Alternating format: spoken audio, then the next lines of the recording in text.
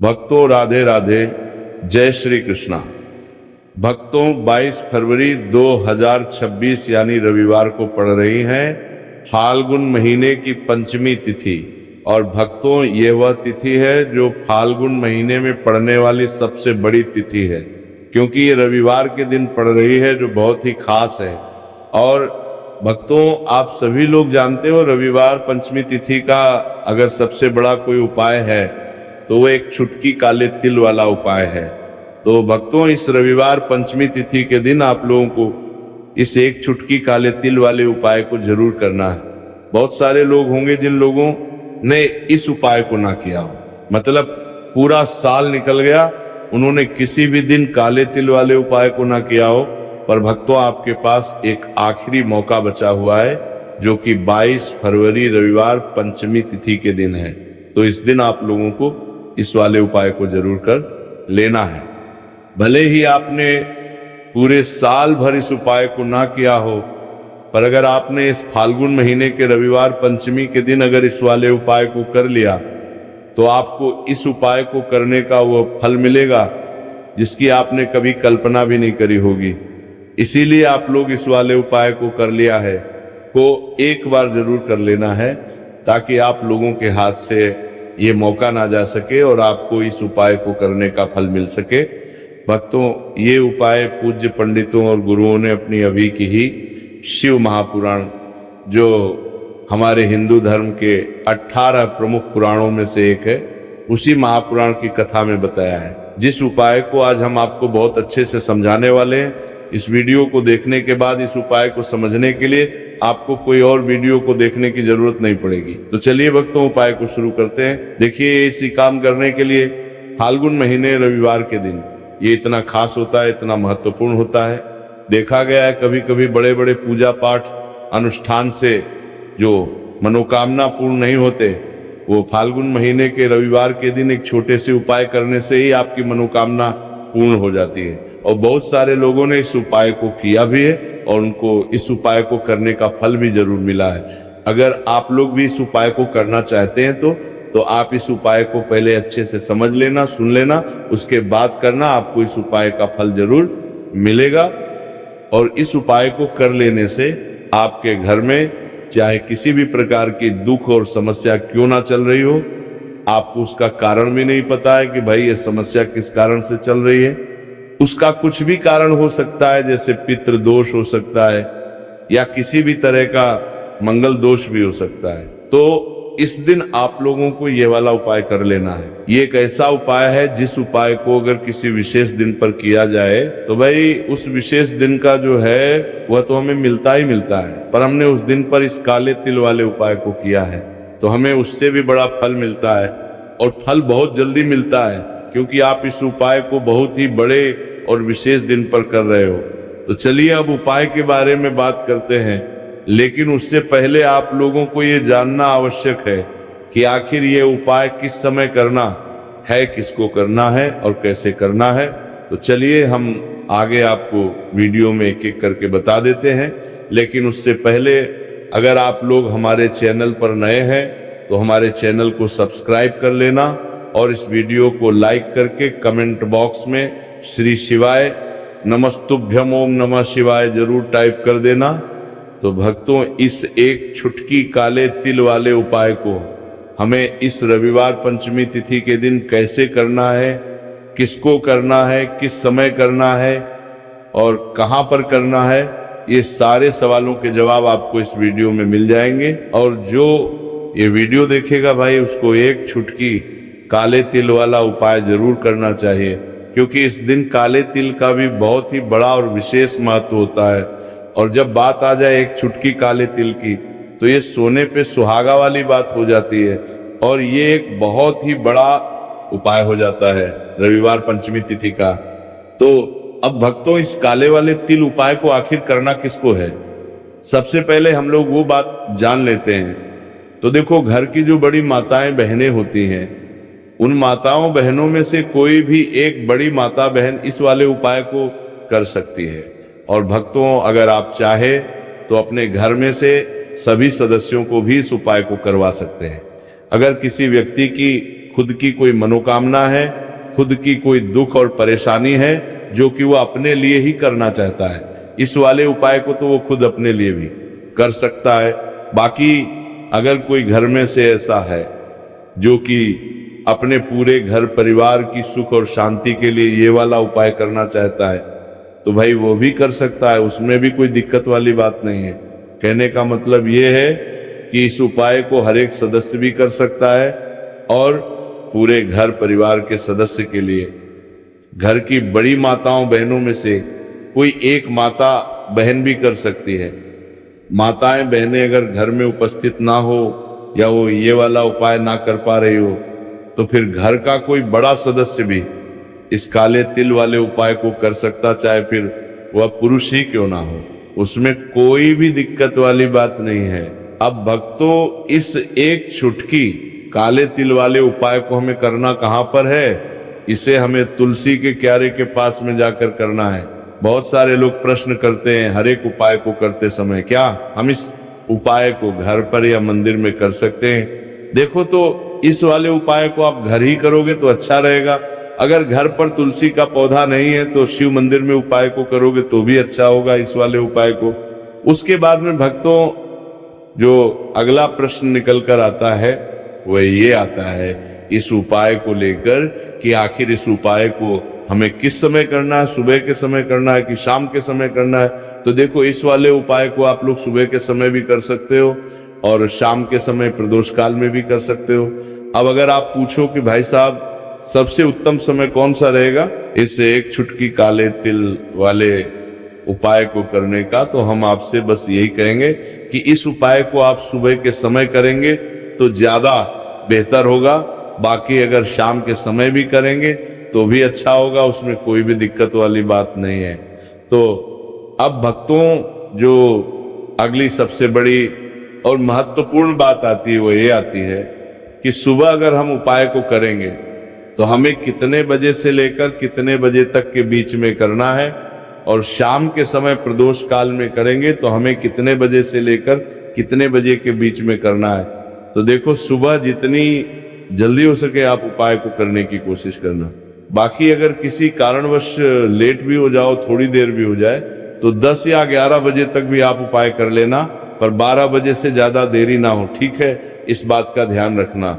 उसके बाद में भक्तों, अगर शाम के समय प्रदोष काल की बात करें, प्रदोष काल का जो समय है होता है वह शाम के 6 बजे से शुरू हो जाता है। मतलब शाम के 6 बजे से लेकर 7 बजे के बीच का जो समय होता है, यह समय प्रदोष काल का समय होता है। पर अभी जो मौसम चल रहा है, इस मौसम में जो है शाम बहुत देरी से होती है, तो आप इस उपाय को 7 या 8 बजे के बीच में भी कर सकते हो। मतलब शाम के 6 बजे से रात 8 बजे के बीच में आप कभी भी इस वाले उपाय को कर सकते हो, उसमें कोई भी दिक्कत वाली बात नहीं है। परंतु रविवार के दिन कोशिश करना कि समय के अंतर्गत ही कर लो, किसी कारणवश ना कर पाओ तो थोड़ा देरी से भी कर सकते हो, आपको उपाय का फल जरूर मिलेगा। तो चलिए बात करते हैं हमारे पहले उपाय की। देखिए, इस उपाय के लिए आपको 2 दीपक लेने होंगे। दोनों ही दीपक आप मिट्टी के भी ले सकते हैं और दोनों ही दीपक आप शुद्ध आटा मढ़कर उनके भी तैयार कर सकते हैं। अब भक्तों, दोनों ही दीपक के अंदर आपको शुद्ध घी का प्रयोग करना होगा और एक दीपक के अंदर आपको गोल रुई की बाती का प्रयोग करना होगा और एक दीपक के अंदर आपको लंबी बाती का प्रयोग करना होगा। लंबी बाती वाले दीपक के अंदर आप मौली वाला जो धागा आता है कलावा का, उसकी बाती का प्रयोग भी आप लंबी पाती वाले दीपक के अंदर कर सकते हैं। देखिए, 2 दीपक वाला ये चमत्कारी उपाय केवल रविवार की रात्रि में ही किया जाता है, इसीलिए आपको इस उपाय को बहुत ही ध्यान से समझना। इसी के साथ में आपको एक चुटकी काले तिल के दाने लेना है और इसी के साथ में आपको मात्र एक चुटकी हल्दी भी लेनी होगी। अब भक्तों, ये सभी सामग्री लेकर के आपको रात्रि के समय पहुंच जाना है अपने घर में, जहां कहीं भी तुलसी जी का पौधा, तुलसी माता का निवास स्थान है, वहां पर देखिए भक्तों, सबसे पहले तो आपके पास जो एक गोल बाती का दीपक, उसे आपको तुलसी जी के वहां पर प्रज्वलित करना है। दीपक को प्रज्वलित करते समय आपको ओम नमो भगवते वासुदेवाय इस मंत्र का 11 बार जाप कर लेना है। अब देखिए भक्तों, आप जो एक चुटकी काले तिल के दाने लेकर के आए हैं, उन्हें आपको अपने सीधे हाथ में रखना है और जो आपने गोल बाती वाला दीप प्रज्वलित किया है माता तुलसी जी के वहां पर, उसके ऊपर से आपको इन एक चुटकी काले तिल को घड़ी की दिशा में घुमाना है। आपको अपना नाम और अपनी गोत्र को बोल देना है और फिर आपको इन काले तिल को उससे जलते हुए दीपक के अंदर डाल देने हैं। देखिए काले तिल भगवान विष्णु के पसीने से उत्पन्न हुए हैं और जब भी हम ये दीपक की रात्रि में प्रज्वलित करते हैं तो इससे हमें हमारे कर्ज में राहत मिलती है, हमारे जीवन में धन प्राप्ति के नए नए मार्ग खुलते हैं, हमारा अगर कोई भी कार्य रुका हुआ है तो वो भी परिपूर्ण होता है। देखिए गोल बाती का जो दीपक है, विशेषकर हम माता तुलसी के वहां पर भगवान विष्णु और माता लक्ष्मी के निमित्त प्रज्वलित कर रहे हैं। इस प्रकार से आपको यह दीपक प्रज्वलित कर देना है। अब जो आपके पास लंबी बाती का दीपक है, एक छुटकी हल्दी है, तो इससे आपको लेकर के पहुंचना है अपने घर के मंदिर में। आपके घर के मंदिर में माता लक्ष्मी की जो भी प्रतिमा ही मूर्ति है, उनके सामने सबसे पहले तो आपको ये लंबी बाती का दीपक रखना है, फिर आपको दीपक को प्रज्वलित कर देना है। दीपक को प्रज्वलित करते समय आपको ओम महालक्ष्मी नमः इस मंत्र का जाप करते रहना है। अब भक्तों, आपके पास जो एक छुटकी हल्दी है उसे आपको अपने सीधे हाथ में रखना है और इस एक छुटकी हल्दी को आपको उस दीपक के ऊपर से 11 बार घड़ी की दिशा में घुमाना है और आपको ओम महालक्ष्मी नमः मंत्र का जाप करते रहना है। और इस एक छुटकी हल्दी को आपको उसे दीपक के अंदर डाल देना है। देखिए एक छुटकी हल्दी वाला जो दीपक है आपके जीवन से दुर्भाग्य को समाप्त करता है, माता लक्ष्मी की आपको कृपा प्राप्त करवाएगा, धन प्राप्ति के आपके जीवन में नए नए मार्ग बनाएगा। देखो अगला उपाय है वो भी बहुत ज्यादा खास है। तीनों उपाय को आप जरूर सुनना, क्योंकि जो आपको अच्छा लगे वो उपाय आप कर सकते हैं। देखिए इस उपाय के लिए आपको 2 हरी इलायची लेनी होगी। हरी इलायची आपको साबुत लेनी है, खंडित नहीं होनी चाहिए। और इसी के साथ में आपको मात्र थोड़ा शहद लेना है। शहद आपको मात्र आधा चम्मच या फिर उससे भी कम ले लेना है। और इसी के साथ में आपको एक दीपक ले लेना है। दीपक आप चाहे तो मिट्टी का भी ले सकते हैं और आप चाहे तो शुद्ध आटा मढ़कर उसका दीपक भी आप तैयार कर सकते हैं। इस दीपक के अंदर आपको मौली का जो धागा आता है कलावा का, उसकी बाती का प्रयोग करना होगा। यानी कि इस दीपक के अंदर आपको लाल रंग की बाती का प्रयोग करना होगा और इस दीपक के अंदर आपको शुद्ध घी का प्रयोग करना होगा। अब ये सारी सामग्री लेकर के आपको अपने घर में जो भी मंदिर है वहां पर पहुंच जाना है और आपको माता लक्ष्मी के किसी भी स्वरूप के सामने बैठ जाना है। अगर माता लक्ष्मी की फोटो है, माता लक्ष्मी की प्रतिमा है, तो उनके सामने आपको बैठ जाना है। अगर माता पार्वती की प्रतिमा है तो उनके सामने आपको बैठ जाना है। यानी कि किसी भी माता के स्वरूप के सामने आपको बैठ जाना है।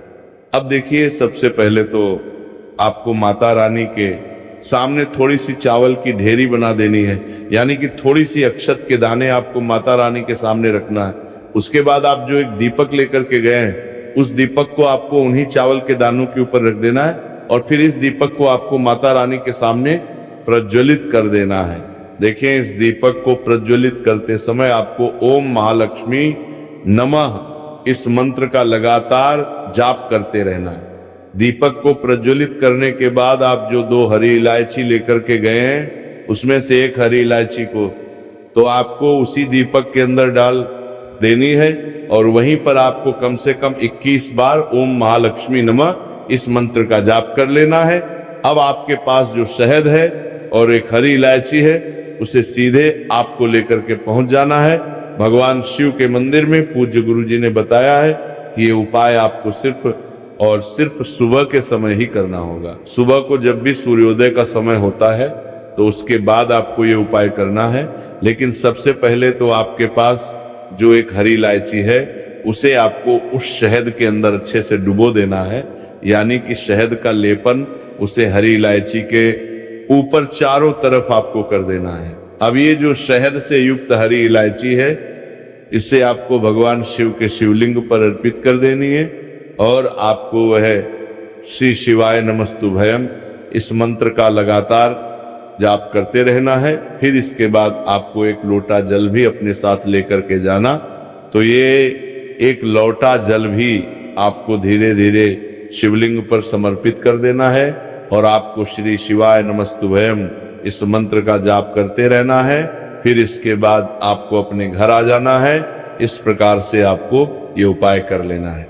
तो चलिए भक्तों, जान लेते हैं पूज्य पंडितों और गुरुओं द्वारा बताए गए तीसरे उपाय के बारे में। देखिए, इस उपाय के लिए आपको लेना है 11 चावल के दाने। गुरुजी ने कहा चावल के दाने खंडित नहीं लेने, बिल्कुल साबुत होने चाहिए। उसके साथ में आपको लेना है एक बेलपत्र। बेलपत्र का भी एक नियम है, अगर आपके पास बेलपत्र नहीं है तो आप शिवलिंग से उठाकर उसको पुनः शुद्ध जल से धोकर इस्तेमाल कर सकते हैं। इस प्रकार आपको बेलपत्र लेना है। इसके बाद आपको एक लोटा जल लेना है। अब ये सब सामग्री लेकर आपको जाना है महादेव के मंदिर में। देखो, अब आपको उत्तर साइड में खड़े हो जाना है और सबसे पहले आपको एक बेलपत्र अपने हाथ पर और 11 चावल दाने रखकर शिवलिंग के ऊपर अपना नाम और गोत्र बोलते हुए समर्पित कर देना है और ओम नमः शिवाय श्री शिवाय नमस्तुभ्यम का लगातार जाप करना है। अब आपको जो एक लोटा जल साथ में लेकर आए थे, उसे धीरे धीरे बेलपत्र और चावल दाने के ठीक ऊपर आपको समर्पित करते जाना है और शिव पुराण के मूल मंत्र श्री शिवाय नमस्तुभ्यम का 11 बार जाप करना है और अपनी मनोकामना बोलते जाना है। देखो, बस छोटा सा उपाय करना है, देखना एक दिन आपके सब काम बनने लग जाएंगे। गुरुजी का बहुत ही विशेष उपाय है। इस वीडियो में हमने आपको 2 से 3 महा उपाय आपको बताए हैं जो आपको रविवार के दिन करने हैं। अगर आपके मन में उपाय से जुड़ा कोई भी सवाल है तो हमें कमेंट बॉक्स में पूछ सकते हैं। उपाय करते समय कोई भी गलती नहीं करनी है। अगर आपको हमारी वीडियो पसंद आए तो हमारे इस चैनल को सब्सक्राइब जरूर करें। हर हर महादेव।